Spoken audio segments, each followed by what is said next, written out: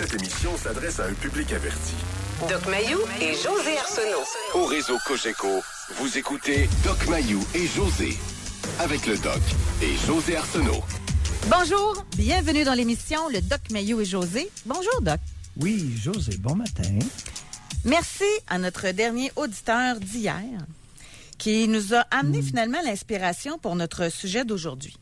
Parce que lui, il appelait pour dire qu'il avait eu à choisir entre ses filles et sa conjointe. Puis il disait, j'ai choisi mes filles, mais c'était, je l'ai pas devant moi, mais c'était genre du 27 ans, etc. Là, hein? 30 et 26. Bon, c'était quand même un drôle de choix. Mais finalement, à force de discuter avec lui, on n'apprend-tu pas que sa conjointe commence à prendre de l'alcool à 4 heures l'après-midi? Chaque jour. Et là, vous dites, ben là, elle est alcoolique. Ben là, c'est parce que lui, il avait comme pas réalisé qu'elle est alcoolique. Hein? Ben oui, c'est vrai, Doc, elle est alcoolique. Puis vous, au téléphone ce matin, pendant notre réunion, vous avez dit quelque chose qui m'a amené beaucoup à réflexion. Vous m'avez dit, c'est comme si on a beaucoup de pudeur à dire qu'une femme peut être alcoolique. Ce qu'on n'a pas pantoute pour les hommes. Il est alcoolique, il y a un problème d'alcool. Mais pour une femme, il y a comme une pudeur, effectivement. De très longue date. Ça fait partie de notre culture. Parce que jadis, naguère, il y a 60 ans, les femmes, la vaste majorité des femmes ne prenaient pas une goutte d'alcool. L'alcool était réservé aux hommes. C'était dans notre culture canadienne-française. Donc, dans ce temps-là, il n'y en avait pas de femmes qui étaient alcooliques. Oui, parce qu'elles n'en prenaient pas. Exactement. Mais là, maintenant, elles en prennent, puis on a encore cette pudeur-là. Tu sais, c'est pas compliqué. Au Canada français, il y avait de la bière puis du gros gin. Puis il y avait du Saint-Georges. Alors, la bière puis la bière... Saint-Georges, là, c'était le vin rouge, hein, dans... Comment t'appelais ça? Là, un sherry. Je me rappelle, une cruche. Ça, une cruche. Une cruche de Saint-Georges. Hey, en tout cas, ça devait pas être bon, en plus. Ben oui, ah oui, c'est bon? un sherry. Ben oui, c'est bon. OK. Ben oui, c'était pas mauvais. Et c'était pas un vin de table, c'était un vin pour boire, comme le sherry des Anglais. Alors, il y avait du gros gin. Et il y avait de l'alcool de fabrication artisanale, du 94, puis il y avait de la bière. Ça se limitait à ça. Et c'était les hommes qui bagossaient puis qui buvaient. Puis qui prenaient un coup. Oui. Dans certains cas. Et là, les femmes ne touchaient pas à ça. Et là, les femmes... Oui. Enfin. Graduellement. Égalité de l'homme. Graduellement. On s'est mis à prendre du vin. Oui, surtout. De la bière. Et des cocktails. Des cocktails. Et du vin. Et du vin. Et là, d'année en année, je peux t'assurer que la consommation de vin augmente de façon spectaculaire chez les femmes. Bien, totalement d'accord. Moi, je n'estinerais pas là-dessus. Je le vois dans mon entourage. Bon, je me regarde moi-même. Oui. Puis, parce qu'en plus... Tu sais, avant ça, la femme était dépendante aussi de l'homme. Elle n'avait pas d'argent. Là, la femme travaille. La femme a des activités, a des sorties à la maison, etc. Fait que c'est comme... Puis la femme boit et la femme boit au volant. Ben, là, je ne sais pas les statistiques, par non, contre. Bon, écoute, là, vous me pognez, culotte baissée. J'ai pas eu le temps de checker ça, là. Alors, la femme boit au volant autant que n'importe quel homme. OK, mais là, Doc, on peut pas dire quelque chose de même, là, gratuitement. Okay. Je fais appel aux policiers par texto 25226. Arrêtez-vous autant de femmes que d'hommes au volant à boisson. Parce que c'est trop facile, là. Parce que moi, dans ma vie sociale, j'ai vu partir plus de femmes en état d'ébriété Ben oui, au volant. Vous tenez avec plus de femmes. C'est pour ça. Oui, moi, j'ai vu plus d'hommes, moi. D'accord. J'ai vu plus d'hommes. Il peut y avoir un biais, mais ça part... Ben, c'est pour ça que moi aussi, j'ai peut-être un biais. Parce que moi, dans mon entourage, j'ai vu plus d'hommes partir. OK. Parce qu'en général aussi, il y a quelque chose qu'il faut mentionner. Souvent, c'est l'homme qui conduit, tout court, la voiture. Tu pars en couple à quelque part, puis c'est l'homme qui conduit. Fait que quand c'est le temps de revenir, l'homme prend le volant. Puis, fait que la madame, elle sera pas poignée, elle n'est pas au volant, mais elle a autant bu. C'est ça mon point. Oui. Puis vu qu'elle a autant bu, mais là, je généralise en passant, je le sais que c'est pas tout le monde. Là, c'est un cliché que je fais. Ben, elle verra pas l'homme qui est en boisson, ils sont au même niveau. Alors, tout ça pour dire que Yves, hier, n'avait pas réalisé que sa conjointe de 7 ans était alcoolique. Elle buvait une bouteille et demie de vin par soir à elle seule. Elle commençait à 4 heures et terminait je ne sais pas quelle heure. Bon, j'ai de quoi pour vous, là. Oui. Benjamin, merci. Tabarouette, vite un matin, là. Alors ici, on a un article qui a été publié dans la presse, 28 mars 2016. De plus en plus de femmes délinquantes concernant l'alcool au volant. Alors, c'est en moyenne 15 600 permis par année, dont 85 % appartiennent à des hommes qui ont été suspendus. Fait que c'est grande majorité des hommes, mais de plus en plus de femmes.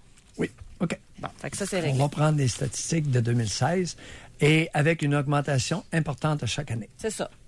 Exact. Donc, fait que dans 10 ans, on devrait être rendu à égalité. C'est ça que ça veut dire. Oui. Oh, on va y arriver. C'est ça. Mais pour l'instant, c'est grande majorité d'hommes. Mais j'insiste, là, puis c'est pas parce que je veux être le plus objectif possible, c'est parce que je suis sûr que c'est l'homme qui conduit tout le temps. C'est pour ça. Oui. Mais les femmes célibataires, ça doit être elles qui se font arrêter. Oui. Selon moi. OK, maintenant. Là, on parle de ça. On parle d'alcool. Tu sais, on est biaisé selon notre entourage. Moi, je racontais ça tantôt à Michel à Gatineau. Moi, dans mon entourage, du monde qui prenne du vin, là, j'ai juste ça. On s'attire entre nous autres, je pense. On aime ça prendre du vin, puis on en boit ensemble, OK? Dans des parties, etc., des soupers. Par contre, je vous le dis, je connais personne qui prend du pot. Personne! Je suis pas capable de dire qui, là. Je ne connais pas personne. Peut-être qu'il y en a, puis qu'ils me le disent pas. Mais, donc, je suis biaisée. Selon moi, il y aurait presque pas de monde qui prenne du pot. Mais en écoutant l'émission, moi-même, à laquelle je participe avec vous, c'est là que je me rends compte qu'il y en a en tabarouette qui en prennent. Alors, aujourd'hui, on va inclure, quand on parle du mot consommation, là, je sais que vous n'aimez pas juste ce mot-là, là, mais on va le préciser. Êtes-vous affecté personnellement par un proche qui prend de l'alcool, du pot, puis on va le rajouter, le jeu. Tu veux l'inclure? On va l'inclure. Il y avait une belle nouvelle. Pot et amphétamine, pot et speed. C'est Oui. ça. Il y avait une belle nouvelle ce matin, hein, concernant le jeu. Hey Là. boy. Ouais, un religieux, pratiquant, un sikh avec son turban. Il est mignon comme tout, Raji. Raji Grouard. Ah oui, c'est un bel homme. Hein. Beau sourire. Oui, belle barbe, Ils sont beau beaux, les turban. Sikhs, je trouve, moi. Pardon? Ils sont beaux, les Sikhs, en général. Ah oui? Oui. OK. Ben, écoute, il est enquêté, puis il a flambé des millions de dollars dans le gambling. Hey, non, mais il faut avoir de l'argent pour ça. Moi, c'est ça que je me demande. Il a pris ça où, cet argent-là? Je ne sais pas. On ne nous le dit pas dans l'article. Est-ce que c'était de l'argent à lui? C'est co-religionnaire? Moi, j'ai l'impression qu'il a vidé les caisses du temple. On ne le sait pas. En tout cas, il est enquêté par la GRC. Alors là, les religieux, vous avez avantage, avant de prôner votre religion, essayez d'avoir des bonnes habitudes de vie. Hein? On pourrait peut-être en profiter pour passer le message. Oh oui, mais d'après moi, dans toutes les religions, il y en a. Là. Je commence cette année de me faire la morale par les maudits religieux de toute allégeance. Oh oui, mais des purs, il n'y en a pas bien.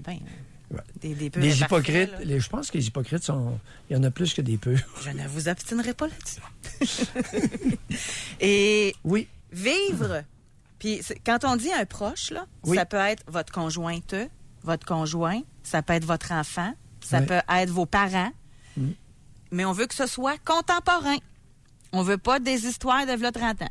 On veut savoir aujourd'hui même, vivez-vous avec un proche qui a des difficultés avec... que vous avez des difficultés avec un proche qui consomme trop à votre goût. Là.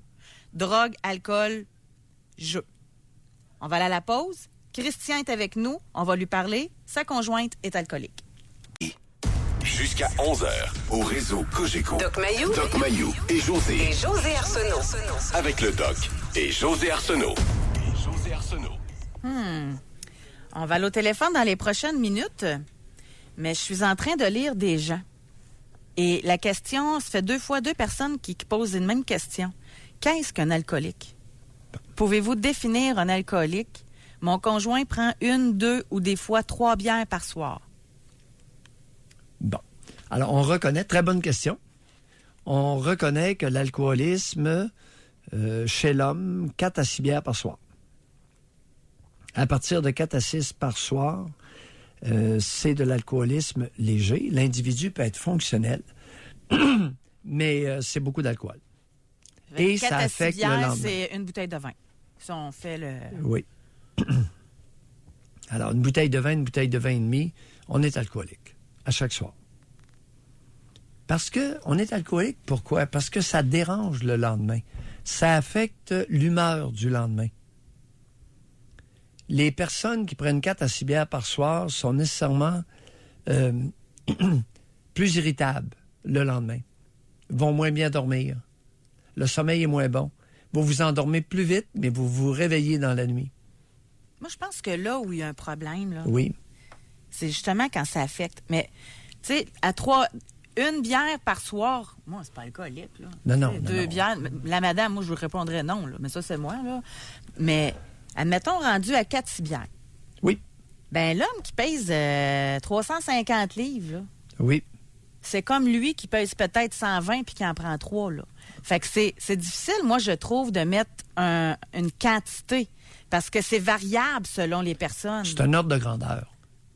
Tu sais, puis Alors, oui. On se fait c'est un pas à ordre de mon grandeur. avantage de dire ça, mais moi, après 2 coupes de vin, je suis pas chaude, là. Oui. Mais j'ai une amie, elle, oui. Oui. Tu sais, fait Alors, que ça dépend là, des c'est personnes. Il y a le phénomène de tolérance à l'alcool qui varie beaucoup C'est d'une ça. personne à l'autre. C'est ça. Et il y a la tolérance aussi qui résulte du fait d'en prendre souvent. Alors, ceux qui en prennent à tous les jours augmentent leur tolérance Exact. individuelle. Exactement. Mais à partir de 4 à 6, ça va nécessairement vous affecter le lendemain. Qu'est-ce que fait la boisson? Elle vous rend plus irritable et vous rend plus émotif. Ça déprime le système nerveux central. Peu importe votre grosseur, 4 à 6 bières ou l'équivalent de vin ou d'alcool par soir va affecter votre humeur le lendemain. Nécessairement, votre performance au travail va diminuer un peu. Alors, vous avez beau vous vanter que ça vous fait rien, les autres, là, ils vous endurent. Aujourd'hui, c'est à vous autres qu'on s'adresse. C'est ça, Ceux exactement. qui voient ça aller, là. Oui, puis le speed, ben, c'est la même chose. Le speed, vous êtes émoustillé, vous êtes fébrile, mais après 2-3 jours, vous êtes plus irritable, vous êtes fatigué, vous pouvez avoir des petits tremblements. Il y a une fébrilité. Alors, notre question Oui. aujourd'hui, par texto, au 25-226. Là, Oui. appelez-nous pas pour ça. Là, c'est juste par texto, ça. Quelle est votre consommation quotidienne de drogue ou d'alcool? Drogue, speed, pot et l'alcool, c'est vous. OK? Fait qu'on veut juste savoir votre genre, votre âge. C'est quoi votre consommation quotidienne? À chaque jour. C'est ça. Si vous en prenez une fois par mois, écrivez pas, là. Ouais. On veut ceux qui en prennent tous les jours. Puis c'est quoi votre consommation quotidienne à vous? Et il y en a qui me consultent. Donc, ça existe. Et au téléphone, Oui. on veut pas que vous parliez... Là, c'est le contraire. Là, on veut s'adresser aux gens que ça affecte la consommation de l'autre. Là, on parle pas de ceux qui en prennent. Aujourd'hui, c'est ça notre angle. Une autre fois, on le fera. Fait que j'aime autant que ce soit clair. Oui. Êtes-vous affecté par un proche qui prend de l'alcool ou de la drogue? On a Christian qui est au bout du fil. Bonjour, Christian. Bonjour. Christian. Est-ce que vous m'entendez bien? Oui. Parce que je suis au téléphone cellulaire, là, c'est pour ça. Très bien. OK. Je ne sais pas par où commencer. Ma conjointe... Dites-nous, regardez, Christian, dites-nous pourquoi vous appelez. Vous avez une raison. J'appelle que parce vous que votre sujet est en plein dans le mille avec ce que je vis présentement, parce que Bon. moi, ma conjointe est alcoolique. Elle a dit jamais ça. Elle a dit juste qu'elle aime prendre un petit verre. Oui. Mais moi, je dis qu'elle est alcoolique. Pourquoi? Tantôt, là, Oui. vous parliez de définition tantôt. Là. Moi, ma définition, c'est quand ça affecte la vie des autres. Prudence, allez-y. Pas Moi, je vais être prudent, nécessairement. mais vous allez comprendre. Oui, Allez-y. pas nécessairement. C'est ça. Moi, j'aime partons. ça. Oui. Non, partons de sa consommation quotidienne. OK. C'est une progression parce que moi, je travaille fort avec elle pour essayer de se faire comprendre qu'il faut qu'elle ralentisse. Christian, Fait qu'on est parti de... Hey, arrêtez. Oui. J'ai posé une question très simple. Alors, vous bouteille allez de vin par écouter. jour. Pardon? Une bouteille de vin par jour. OK. Une bouteille de vin par jour. 2? Une bouteille de vin par jour toute seule. Oui, une bouteille seule. À chaque jour? Yeah. Présentement, non, parce que depuis quelques mois, ça l'a ralenti, mais quand elle prend du vin, elle n'est pas capable d'aller en bas d'une bouteille. Si elle a une bouteille, elle va la prendre. OK. Puis c'est quoi Oui, ces oui. comportements qui Bon. vous énervent, là? Alors, elle est alcoolique. Objectivement, elle est alcoolique. Racontez la suite. Je vous écoute. Bon, la suite, là, moi, quand je l'ai rencontrée, je ne le savais pas, parce qu'on n'habitait pas ensemble. Ouais. Fait qu'on se voyait 2-3 fois par semaine. Quand on se voyait, on prenait du vin. Je voyais pas le problème. Oui. Mais à partir de quand on s'est fréquenté plus régulièrement, puis j'ai observé ça, moi, j'y ai dit, t'as un problème, là. Ouais. Puis ça faisait, mettons, 6 mois, là. 6 mois qu'on se voyait. Mhm. Puis là, elle a dit, oui, j'aime ça prendre un petit verre. Moi, j'aime ça. Ça, c'était sa réponse. C'était pas un petit verre, c'était une petite bouteille. C'est ce que je lui dis. Oui. Puis là, sur ce point-là, on vous accompagne. Continuez. Maintenant, vous me disiez, où est-ce que ça me dérange? À 2, c'est-à-dire, moi, j'ai 2 enfants, elle a 2 enfants. Donc, à 2, on a 4 enfants. De quel Et âge? maintenant, on habite ensemble. Ils sont tous d'âge primaire. Ils ont entre 8 et 12 ans. Puis, elle boit Et là, boit-tu un coup qu'ils sont couchés? Non, il n'y a pas... c'est toujours le soir, par exemple. Là, tu sais, le jour, elle travaille, elle est fonctionnelle. Mais le soir, là, elle revient avec de l'épicerie, puis elle a acheté une coupe d'affaires, puis elle a une bouteille de vin. Puis elle l'ouvre en faisant à manger, elle l'ouvre elle boit en mangeant, elle boit le soir, elle traverse la bouteille de vin jusqu'à 9 heures. C'est pas un problème. Puis s'il y en a 2, puis je suis pas là, ça se peut qu'elle prenne les 2. C'est pour ça C'est pas une tout à blague. l'heure. Oui. Non, je vous crois. Bon. Et là, pour les enfants, moi, ce qui me dérange, c'est pour les enfants surtout. Moi, je suis un grand garçon. Premièrement, mes enfants, moi, n'ont pas été témoins de ça souvent parce qu'on n'a pas la même garde. Donc, là, on habite ensemble. Quand mes enfants sont là, elle fait un plus gros effort. Donc, moi, j'ai pas l'impression que mes enfants ont été témoins de comportements très, très, très fous, disons. Mais quand elle a les siens, c'est particulier parce que c'est quand elle a les siens qu'elle m'entend. Moi, je l'ai vu pas être capable de s'en occuper, là. C'est-à-dire, expliquez. C'est-à-dire pas aller les coucher, là. Tu sais, rire, parler au téléphone longtemps, il est rendu 9h25, c'est un soir de semaine, ils sont en 3e année, là. Puis moi, j'ai fait une face du genre, hey, faudrait tes couches, demain ils ont de l'école.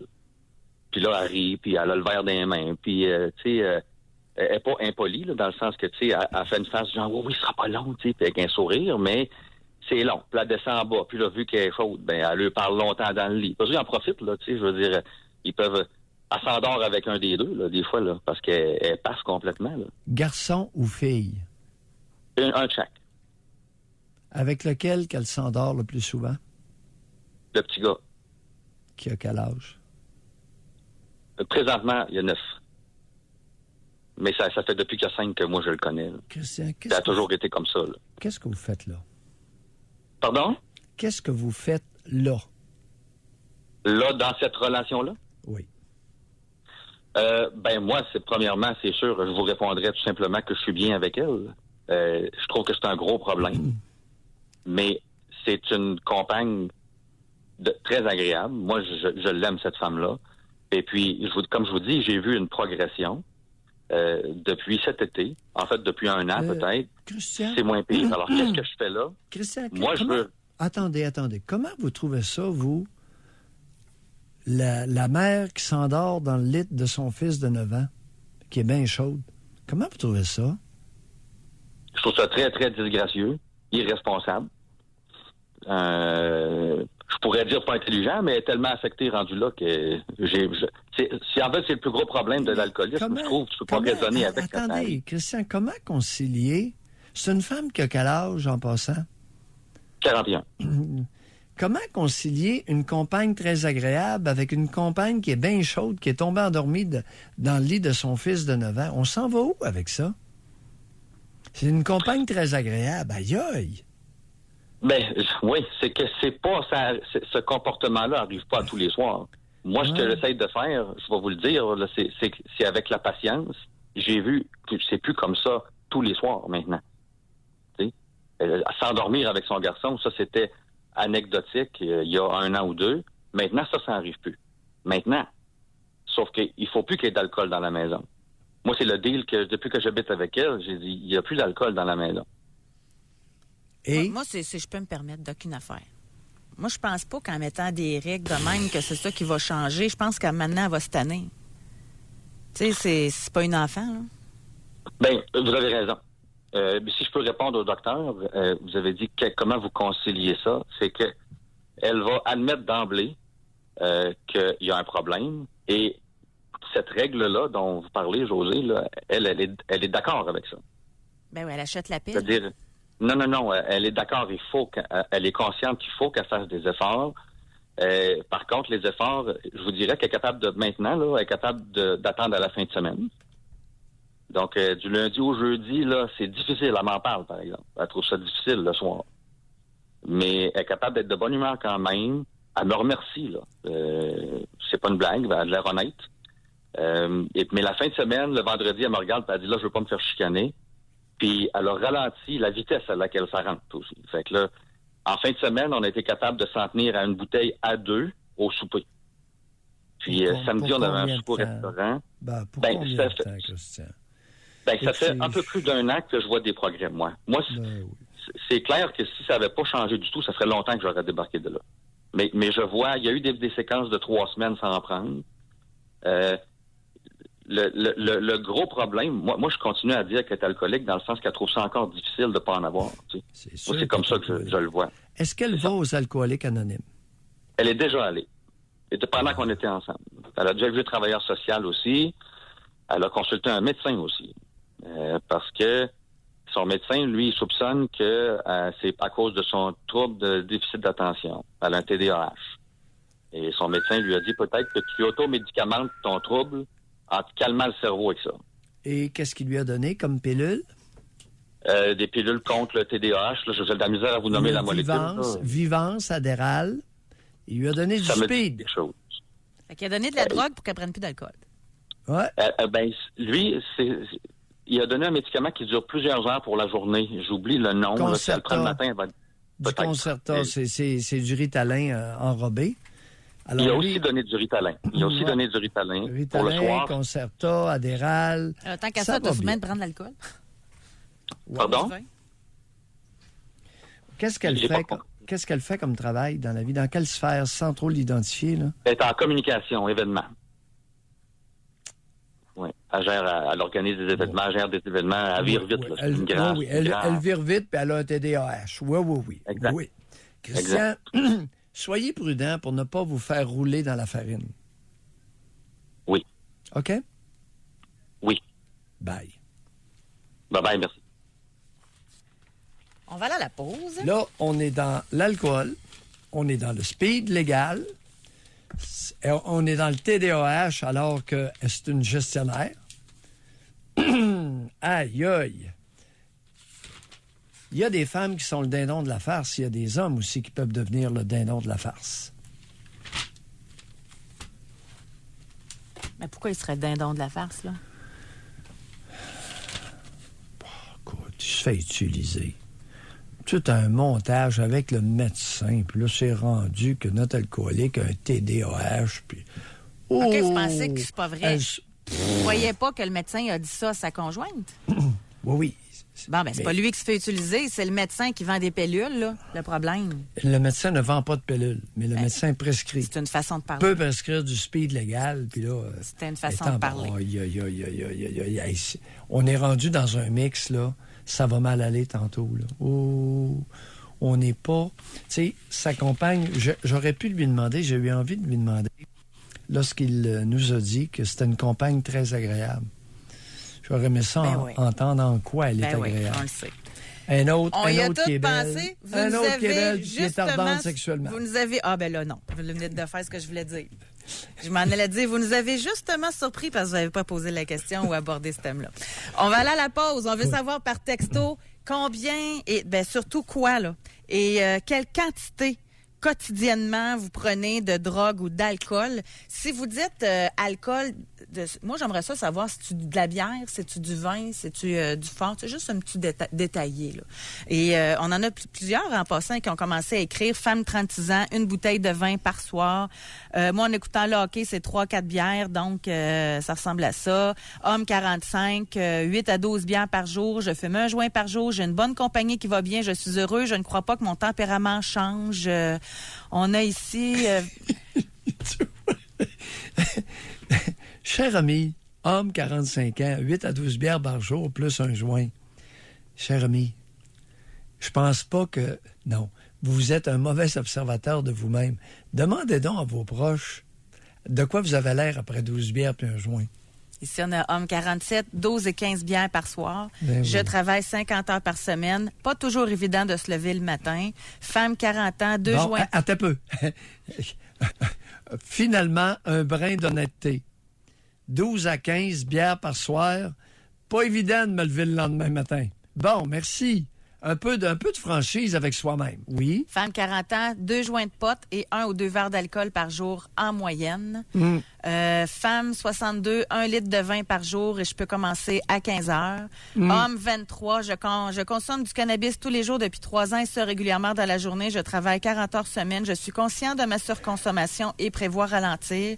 Femme 50 ans, 1 bouteille de vin par jour. Bref, continuez de nous écrire. On va aller à la pause. Pour retour, on a Mike de Sherbrooke qui s'inquiète de... On l'a pas dit dans nos choix, mais on va y parler quand même parce que sa conjointe, elle est accro aux antidépresseurs. Doc Mayou et José Arsenault. Avec le Doc et José Arsenault. Au réseau Cogeco.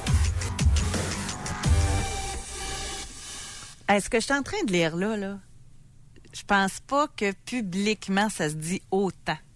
La consommation d'alcool, de potes au quotidien. Tu sais, femme 50 ans, 1 bouteille de vin par jour. Homme 47, ma blonde boit tous les jours. Maintenant, elle a commencé avec 3 Pepito Sangria par soir. Maintenant, c'est 4 ou 5. Mais elle n'a pas de problème de boisson selon elle. Femme 32 ans, je fume du pot tous les soirs avec mon conjoint. Environ 3,5 à 5 grammes. Donc, 4-5 joints à partir du moment qu'on est à la maison et qu'on n'a plus besoin de sortir. 6 à 8. Mes clients me disent 3,5, là, c'est 6 à 8 joints, pas 3-4. Ouais. Homme 56, 1 bouteille et demie de vin par jour, fonctionnel à 100%.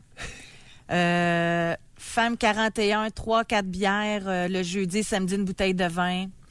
On a ici homme 37, 0,2 grammes de pot par soir. Femme 36, 1 demi-speed par jour, ça me rend productive du matin au soir. Homme 57, 4 à 5 joints par jour. 50 ans, homme, 3 onces de whisky. En tout cas, ça a continué. Ça boit puis ça pote. C'est homme 45, 12 bières par jour depuis mon adolescence. Aucun problème de santé. Homme 38 avec ma blonde, femme 35, fume 4 à 5 joints par jour de semaine et la fin de semaine, c'est toute la journée, 10 à 15 dès le lever. Regarde, José, le type, ça c'est bon. Je l'entends souvent, ça. OK? L'homme, 45 ans, 12 bières par jour, j'ai aucun problème de santé. Venez me voir pour le fun, monsieur, je vais vous en trouver des problèmes de santé. J'invite les médecins. Alors, vous avez vos enzymes hépatiques très augmentées. Voyons! Hey, voyons, si le corps humain est fait pour métaboliser 12 bières par jour. Êtes-vous sur la brosse? Hey, mentez-vous à vous-même, mais vous ne mentirez pas. Ah, on en a un, François, là. On le chicanera pas. Il dit que sa drogue et sa dépendance, c'est de nous écouter tous les jours. Bon, maintenant, qu'est-ce que je vois? Moi, le cas de tout à l'heure, OK? Un homme ou une femme, prenons, c'est fréquent. Alors, on va prendre une femme qui boit chaque jour, OK? Dont le médecin lui a diagnostiqué un TDAH, un trouble déficitaire de l'attention avec hyperactivité, qui lui prescrit du Vivance, de l'Adderall ou du Concerta, ou du Ritalin. Et en plus, qu'elle prend des antidépresseurs. Alors, ce que je vois de plus en plus, là, c'est la combinaison, ou bien des alcooliques. Les médecins de famille vont donner des antidépresseurs à peu près à tous les alcooliques. Mais ils prennent les deux. Ils prennent des antidépresseurs, puis ils boivent à chaque jour. Alors, la première chose que je fais lorsque ce monde-là me consulte, c'est quoi? C'est d'enlever les antidépresseurs. C'est une joke. Non, je leur dis, écoutez, là, on va être sérieux. Vos antidépresseurs, à date, ont eu 0 comme effet thérapeutique. Parce que l'alcool que vous prenez à chaque jour vous permet de les éliminer par votre foie et vos reins à la vitesse grand V. Me comprenez-vous bien? On va aller au téléphone, on s'en va à Sherbrooke, on va parler avec Mike. Bonjour. Bonjour. Mike, lâchez-vous. En fait, moi, j'ai appelé pour dire que ma conjointe m'en consomme beaucoup de Restoril. Oui. C'est quoi ça? Qui adoucissent son humeur, en fait, là, si je pourrais dire ainsi. Le médecin lui prescrit ça pour dormir, là, 2 comprimés le soir avant de se coucher. Puis ça fait 2 ans et plus. Et elle en prend beaucoup plus que 2. Là, on s'entend, c'est 3 ou 4, des fois 5. Ah, Là. Commence à prendre ça à partir de midi. Là. 3, 4, 5. À partir de midi. Ouais, des fois. Ça dépend comment elle fait. Si José, elle est stressée, elle va en attendez prendre. un peu. José a posé une question. Là, je vous ai écouté Oui. un peu, je vous ai laissé aller, mais il faut y répondre. Oui. Restoril, c'est quoi ça, cette bébelle-là?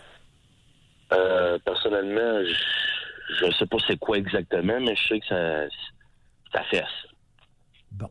Ça calme. Alors, Mais c'est quel comportement, excusez-moi, juste pour Oui, poursuivre. Qu'est-ce que. Parce que là, aujourd'hui, la question, c'est est-ce que ça vous affecte? Donc, qu'est-ce qui change chez elle qui vous affecte? Ben, stoïque dans son coin, elle parle plus. Ça m'affecte, c'est sûr, ça m'affecte. Là. Je le vois immédiatement quand elle en prend soit un comprimé ou plus. Et j'ai plus moyen d'avoir de conversation. Là, elle dit qu'elle, c'est parce qu'elle est stressée, puis c'est pour être plus dans sa bulle. Il n'y a aucun plaisir là. Aucun plaisir de relation quand elle consomme ça. Là. Ben, oui, bon, regardez, une chose à la fois. Restoril, ça fait partie des benzodiazépines. C'est-à-dire? Ativan, Valium, le vieux Valium, Ativan, Rivotril, Restoril, Lectopam, Serax, Sanax, etc.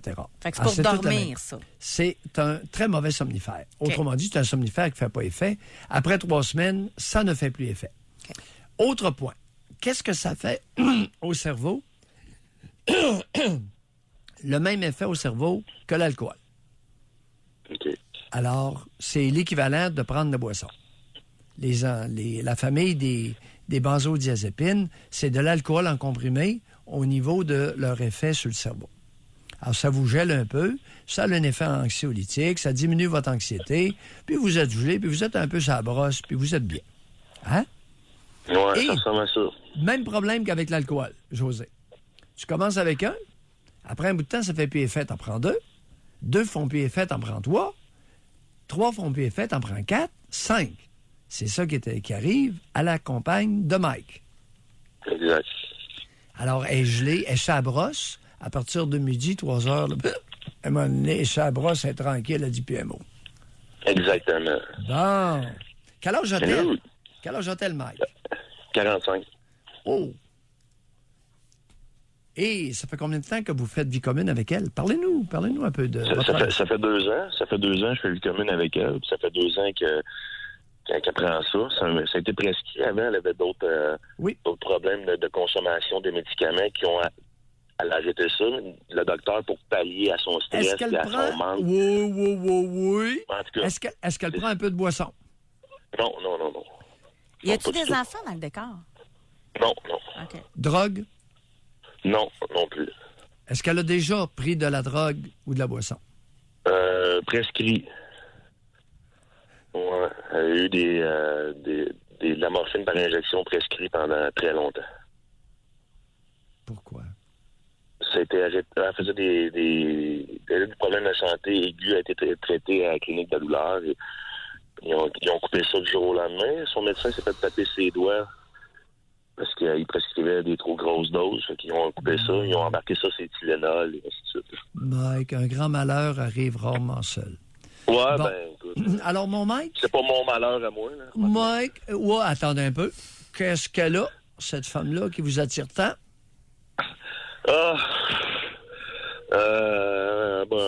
Très charmante.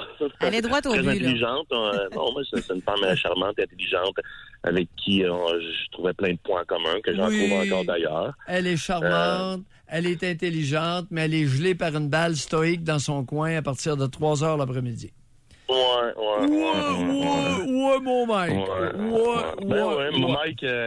Mike, il l'aime bien, il l'aime peut-être un peu trop, là. Dépendant affectif un peu, j'imagine. Mike, mais bon, qu'est-ce qu'elle a? Moi, je me dis, là, Doc, c'est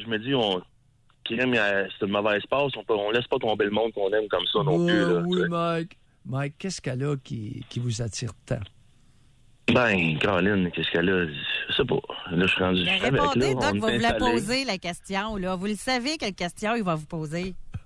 Ouais, mais ça, on est installé, ça va bien. C'est un côté qui est difficile qui est difficile pour moi, c'est sûr. Pour elle aussi, elle remarque bien. Là. Quel âge C'est pas facile. quel âge avez-vous, Posez-la la Mike? question. Non. Quel âge avez-vous, Mike?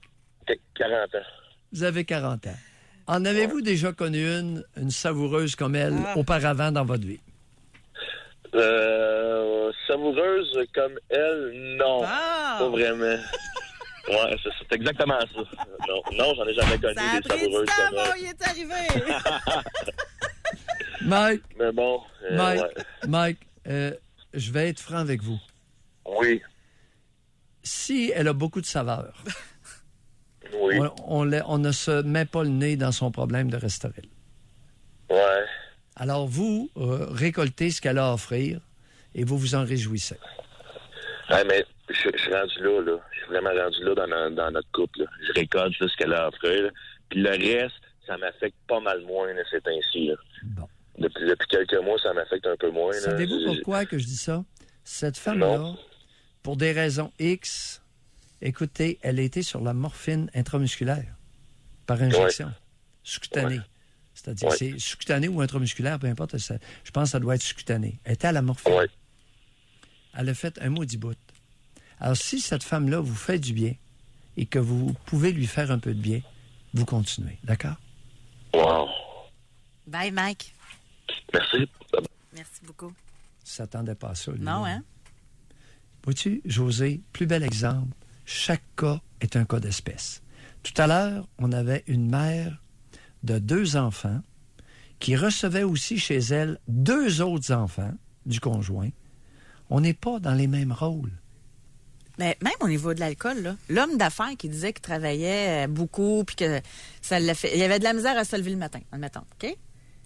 S'il reste un bon conjoint, il fait attention à sa conjointe, il aide dans la maison. Je fais des farces, là. En tout cas, il participe à la vie familiale, il est pas déplacé, il a pas l'alcool triste, puis il est pas agressif. Bien, s'il a juste de la misère à se lever le matin, puis c'est une bonne personne pour la madame, tu le quittes-tu?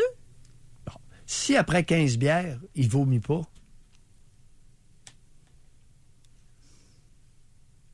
à un moment donné, le jugement, 2 étapes, jauger et décider. Vous soupesez le pour et le contre. Dans le cas de Mike, il n'en a jamais rencontré une savoureuse comme ça. Elle a un problème de Restoril. Puis il a 40 ans, là. Alors Mike, elle a déjà eu un problème de morphine, c'était autrement plus grave. Fait qu'on, tu sais, on va la laisser tranquille avec son petit problème. Autrement dit, son problème de Restoril, là, c'est un péché. Je dirais pas. Je dirais entre véniel et mortel. Fait que, Juste avant d'aller à la pause, Doc, à notre question par il était texto. surpris, Mike. Oui, Il s'attendait pas à ça. Il a dit un beau wow. Il a dit, notre question, c'est quelle est votre consommation quotidienne de drogue ou alcool? Homme, 38 ans, fonctionnel, 6 à 8 bières par soir de 17h à 20h depuis 20 ans. Mais ce qui vient avec, problème érectile, cholestérol, pression. Bon, finalement... Une chance on qu'il est a- fonctionnel. Finalement, on en a un qui est franc. Merci. On continue Allez. de nous répondre et téléphonez-nous si vous voulez nous parler d'un proche qui consomme de l'alcool ou de la drogue et que ça vous affecte vous personnellement. Doc Mayou et José Arsenault. Avec le Doc et José Arsenault. Au réseau Cogeco. Je suis en train de vous lire. Merci beaucoup en passant là, de votre confiance, encore une fois. De votre franchise? Oui, exactement. Et on veut savoir quelle est votre consommation quotidienne de drogue, alcool. Donc, par jour. Là.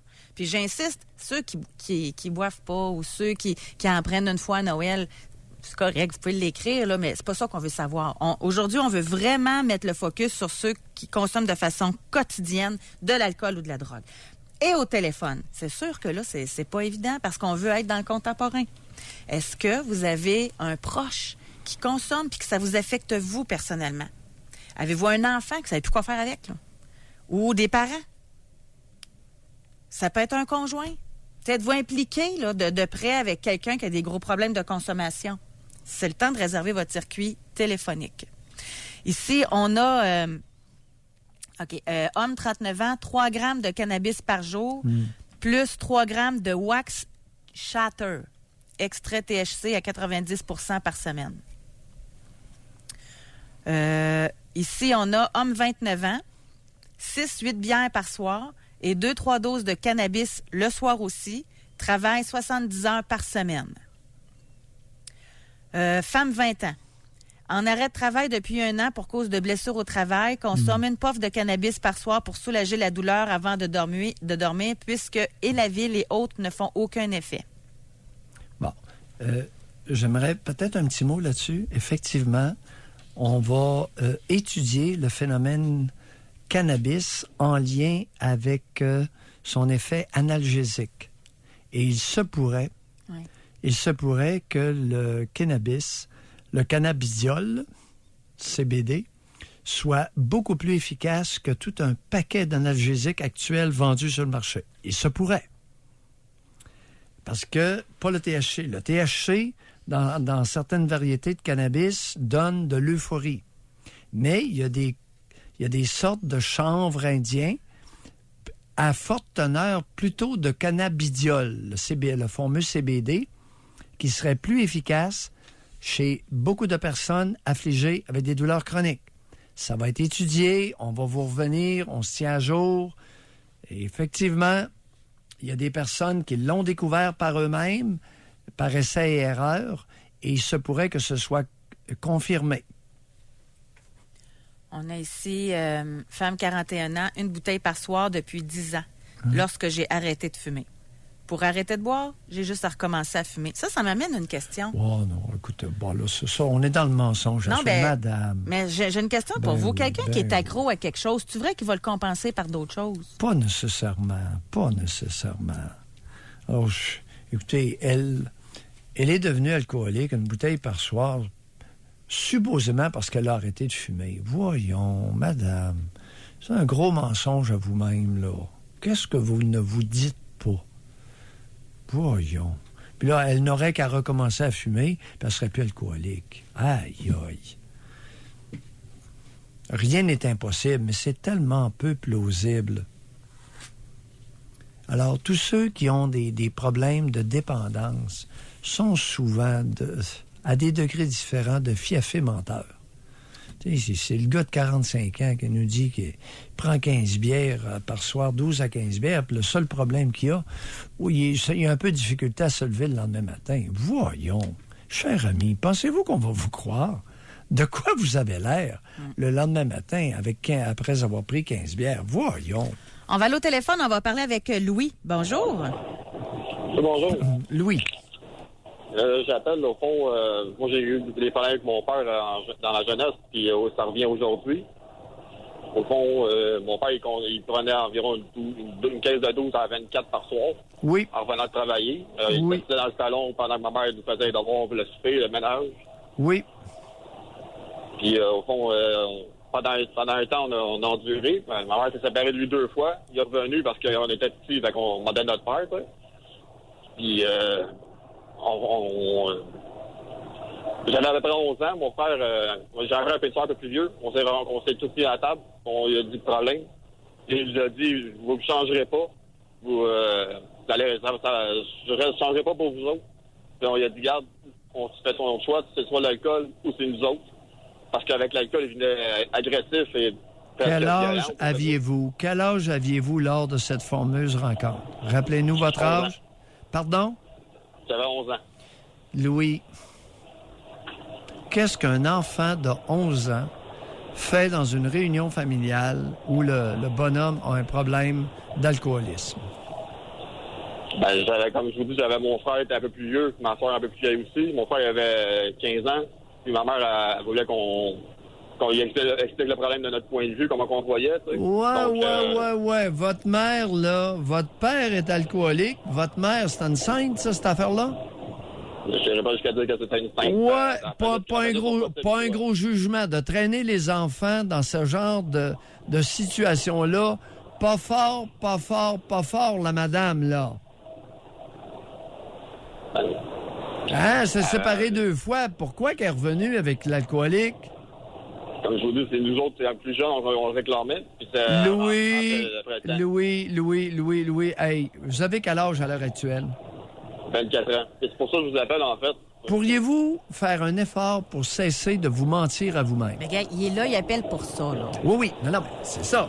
Première recommandation. Alors, le mensonge à soi, on va faire attention, Louis. D'accord? Oui. Bon. Parfait. Deuxièmement, la bonne femme vous a manipulé. Vous vous êtes fait avoir. Elle avait ses raisons pour revenir avec l'alcoolique. Elle a essayé de le faire chanter. Ça n'a pas marché. OK? De quoi avait-elle besoin de cet homme-là? De votre père? De quoi avait-elle tant besoin?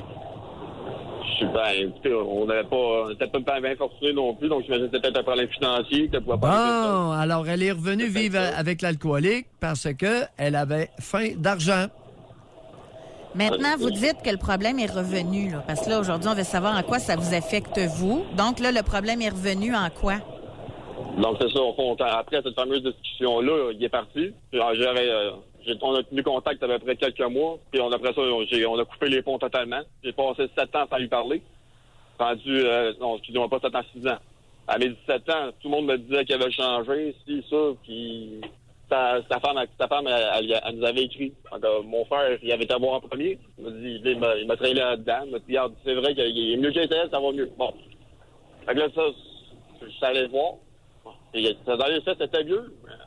Après quelques années, il s'est revenu. Il a recommencé à boire. Il a recommencé à boire dans ma face. Moi, j'ai dit, écoute, ça n'a pas changé. Là. Je suis plus le petit garçon d'11 ans qui avait peur de toi. Là.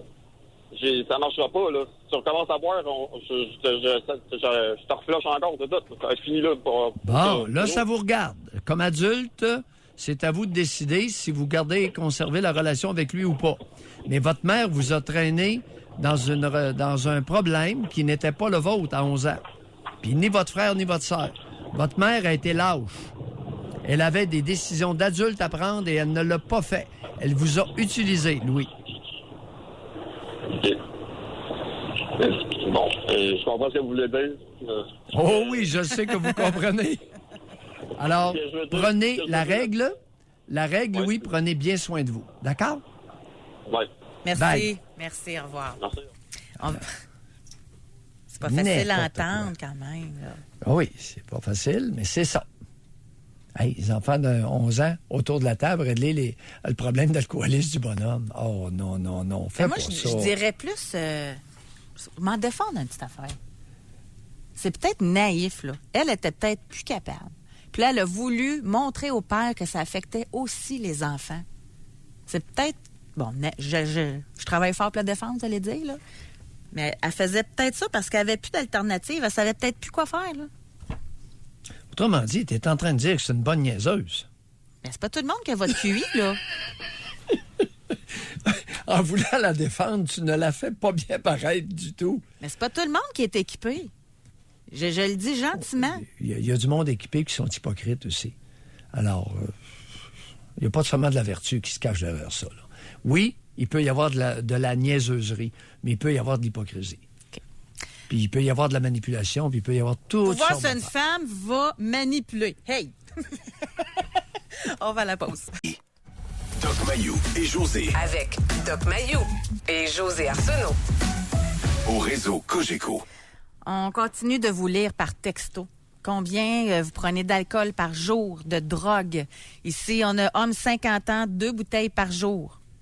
On a ici homme 57 en arrêt de travail suite à un AVC. Tous les jours, 10 onces de vodka en avant-midi, 7-8 bières en après-midi, midi et soir. Ça boit beaucoup. Les Canadiens français prennent beaucoup de boissons, beaucoup trop. La boisson, c'est pas mauvais, mais pas dans les quantités qu'on entend. Là. 2 bouteilles de vin par jour, 10 onces en avant-midi, 6, 7, 8 bières l'après-midi. Ça n'a pas de bon sens. On va aller au téléphone. Vous affectez votre longévité. Mais... Et c'est les Russes qui nous ont sensibilisés à ça. Ils ont réussi, les Russes, à descendre leur longévité chez les hommes à 57 ans, il y a 10 ans. L'espérance de vie d'un homme russe était de 57 ans. Là, ils l'ont augmenté de 3-4 ans, là, parce qu'ils étaient en train de s'auto-exterminer à cause de la vodka. C'est sérieux? Ce qui doit être difficile, ça, vous savez quoi? C'est quand les deux, là, ils se rencontrent, ils sont sur le même trip. Boivent autant. Fument autant. Prennent de la coke autant. Puis là, maintenant, il y en a un des deux. il a son éveil. Il se dit, il est temps que je m'occupe de ma santé. Puis il décide, lui ou elle, d'arrêter. Mais l'autre, lui, il n'est pas rendu là. Il n'a pas eu cet éveil-là. Là. Fait qu'il doit y avoir un écart. Puis ça doit amener des ajustements certains. Il y a de tout.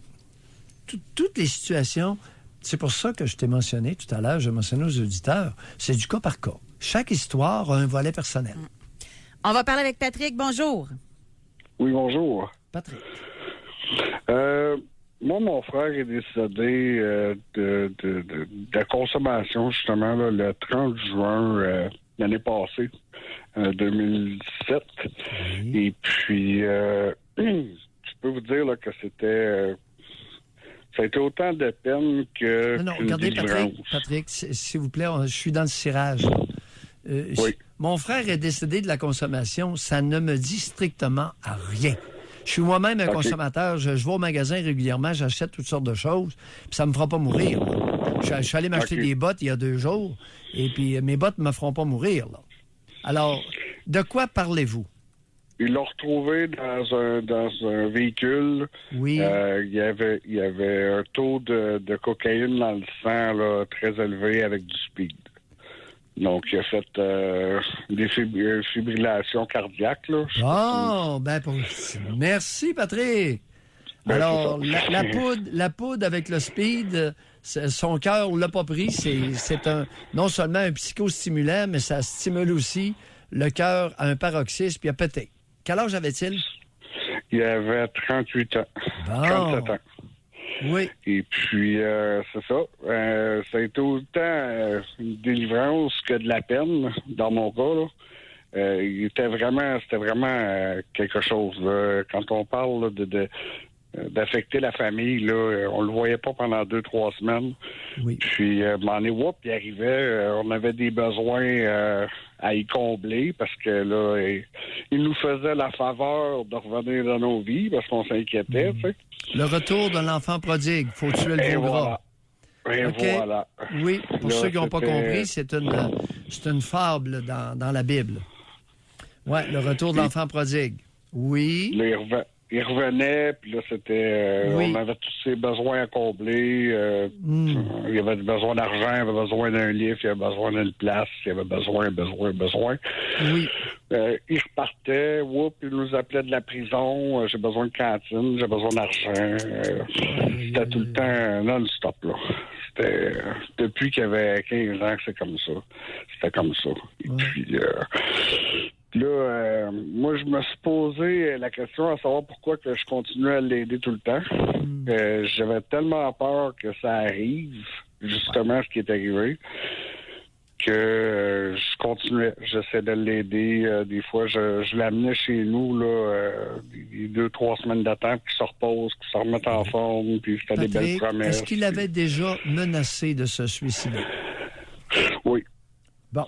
Est-ce qu'il avait déjà tenté de se suicider? Par surdose, oui.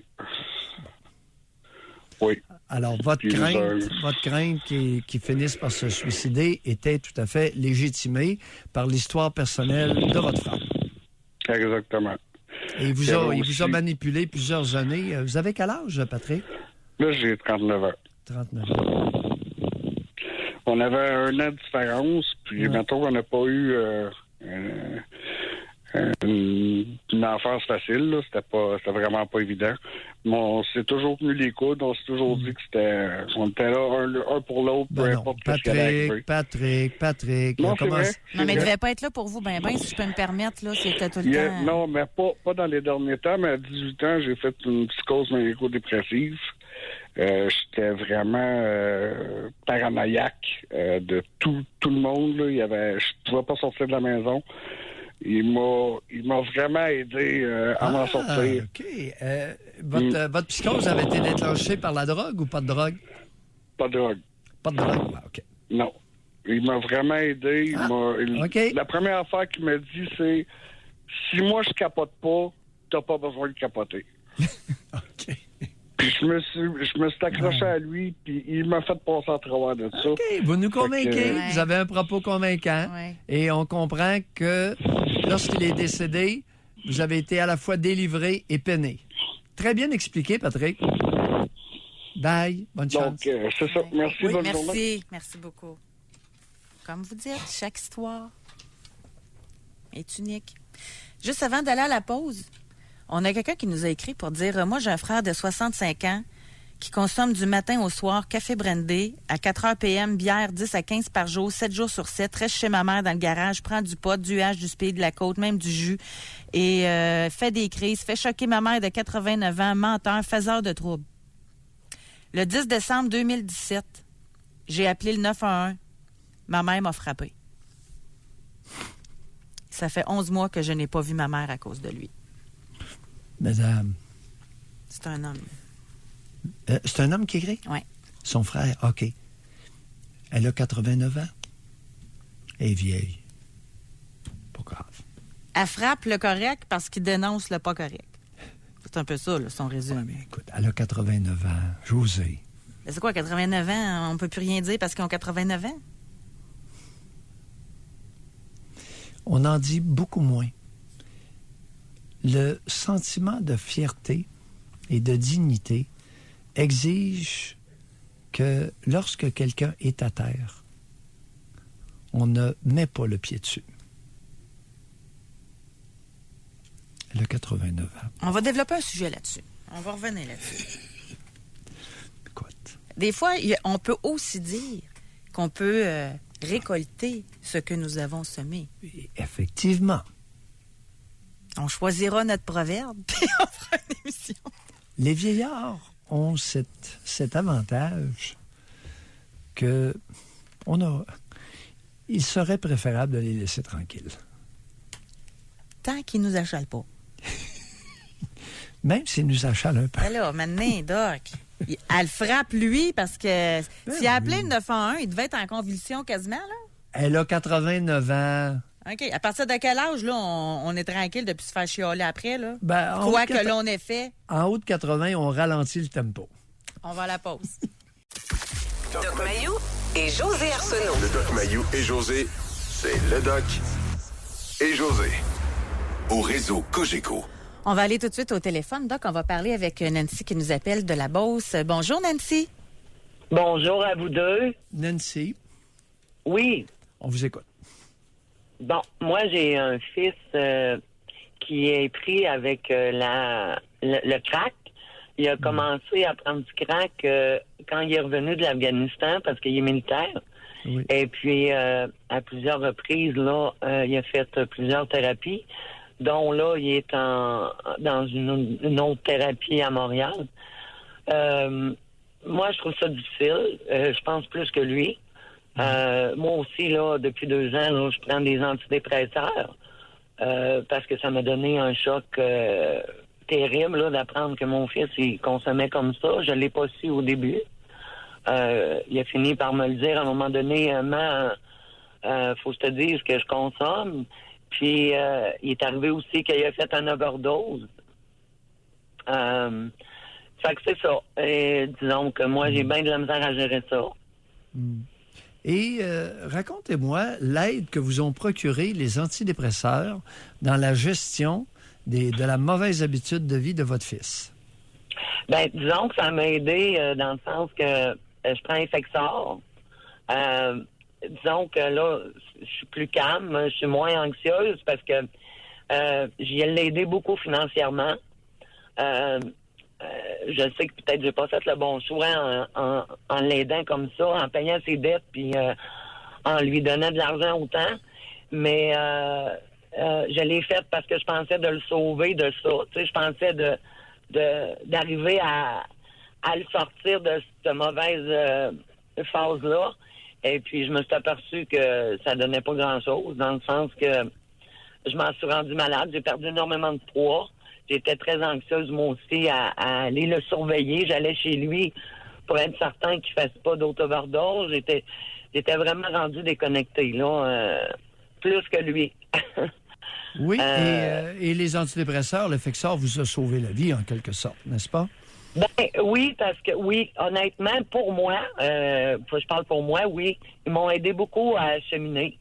puis Ouais. à comprendre, puis à me calmer aussi, Moi- à comprendre que c'est pas mon problème à moi, c'est lui qui a un problème de consommation. Et puis à décrocher aussi parce que je m'en rendais malade moi aussi là. C'est sûr que moi j'ai jamais consommé de drogue. Et Alors, vous attribuez votre démarche à l'effet de l'antidépresseur. Ben, c'est-à-dire que si j'avais pas ça, probablement que je serais encore anxieuse aujourd'hui. Puis que moi, je le vois comme ça, là. Ça fait combien d'années que votre fils est revenu d'Afghanistan? Lui, il est allé en 2009, et puis quand il est revenu, il a commencé à faire de la phobie sociale. Après ça, ils ont diagnostiqué qu'il fait de la psychose. Et suite à ça, il a commencé à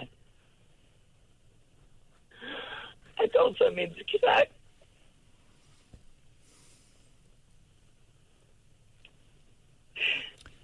Vous l'avez beaucoup aidé financièrement. Combien avez-vous englouti? Ben, moi, j'ai une compagnie, alors j'ai sorti des rires, j'ai sorti des CELI pour essayer de l'aider du mieux que je pouvais. Nancy, deux choses. Combien avez-vous englouti? Oh mon Dieu, je vous dirais, dans les 3 dernières années, 100 000 $. Est-ce qu'il y a un homme qui a un peu de jugement près de vous? Ah ben j'étais seule, là. Moi, je suis divorcée depuis 4 ans. Fait que les 3 dernières années que j'ai passées, c'est. Moi, j'ai mon entreprise à moi toute seule. Fait que je suis divorcée depuis 4 ans. Fait que j'étais seule. Fait que mon fils, je l'ai aidé, je l'ai pris chez moi pour le dépanner parce qu'il s'est ramassé, il n'y avait plus rien. Nancy, est-ce qu'il y a un homme près de vous qui a un minimum de jugement? Oui, oui. Oui, j'ai un ami, là, que présentement, c'est un ami, là, et puis, oui, il m'a aidé beaucoup, lui aussi, à rester positif là-dedans, puis à décrocher, là, de... Lui, il vous suggérait-tu de payer ou bien non? Non, on me suggérait de ne pas payer, là, d'arrêter de lui donner de l'argent comme ça, mais moi, je voulais le sauver, je pensais que c'était ma façon à moi. Ma façon à moi, c'était de le sauver. Mais j'ai failli perdre mon entreprise aussi parce que j'ai tout sorti pour l'aider.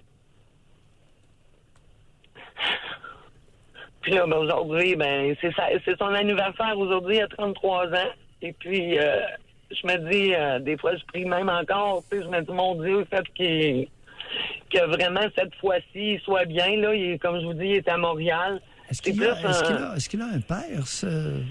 Non, son père est décédé. OK. Décédé de quoi, son père? Son père est décédé d'une overdose. Il y a bien longtemps, il y a 25 ans. Une overdose de quoi? Lui, il consommait toutes sortes de choses, là, à l'époque du champignon, toutes sortes de choses, là, toutes les drogues, on peut dire. C'était un drogué? Vous avez fait un enfant avec un drogué? Ben moi, je le savais pas au début qu'il consommait. J'ai pas vraiment... Vous saviez pas qu'il se droguait? Non, ça paraissait pas vraiment. J'étais peut-être naïf à l'époque. Ouais. Mais tout à fait par hasard, le père décède d'overdose, puis le fils s'en va avec les forces armées canadiennes en Afghanistan, puis il revient, puis il se drogue. Oui, parce qu'avant ça, c'était un sportif. Il faisait du hockey. Il était très sportif, Carl. Il était vraiment... tu sais, puis là, présentement, il est rendu comme dans un autre monde. Même des fois, je lui parle, là, puis là, ils font... Attendez un peu, c'est parce qu'il a développé une psychose, semble-t-il. Vous avez emmené un élément, là, qui... Alors, vous auriez avantage à un peu mieux vous entourer. OK? Oui. Vous avez un ami, là, qui vous a aidé à prendre des distances. Oui. Et, je pense que vous pourriez lui dire merci si c'est vrai que... Oui, je l'ai fait aussi. Je lui ai dit merci parce que j'ai vu que ça avait eu un impact sur ma vie dans le sens positif. Là, que, oui, ça, je l'ai vu, Doc Mayo. Oui. Continue. Merci Oui. beaucoup de votre appel. Bonne Bye. chance. Merci. Bye, Nancy. Près de 100 000 englouti. C'est vraiment le cas de le dire. Failli perdre mon entreprise. Il y a des mères qui ont un mental, je sens. C'est pas pour rien que ça prend, pour des enfants, que ça prend les deux genres. Il y a des mères qui s'égarent de façon assez monumentale dans certaines problématiques. Un père ferait pas ça? Ça dépend. Ça dépend. Il y a des mères qui peuvent conserver un bon jugement, mais il y a des mères qui, lorsqu'elles Mais je arrivent pense que c'est le côté là, émotif qui embarque plus. Hein? Oui. Oui. C'est tout le temps qu'on a. Elle a perdu le nord. Surtout s'il y avait une psychose, crack, aïe, Ouais. aïe. Tu vas te Là, sentir démuni. Là, elle s'est mis à payer ses dettes de crack. Tabarnouche. On se quitte là-dessus, Doc. Merci beaucoup. Tout le monde de votre participation encore. Merci beaucoup à Benjamin. On se retrouve demain pour une autre émission. Bye-bye.